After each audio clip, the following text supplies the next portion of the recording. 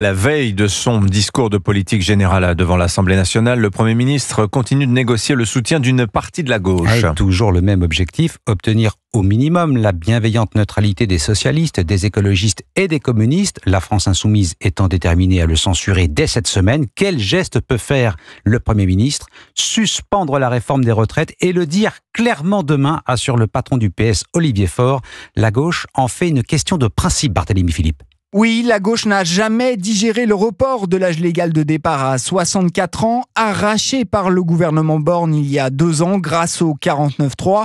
Et François Bayrou a ouvert la boîte de Pandore en proposant de reprendre sans suspendre la réforme.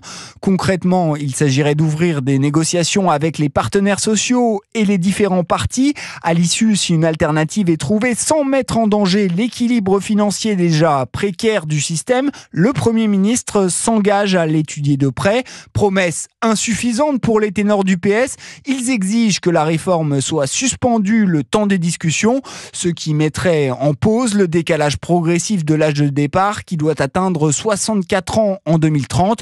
Une suspension lourde de conséquences puisqu'elle priverait les caisses du régime de 2 à 3 milliards d'euros, le prix de la survie du gouvernement Bayrou. Barthélémy Philippe du service économie d'Europe 1.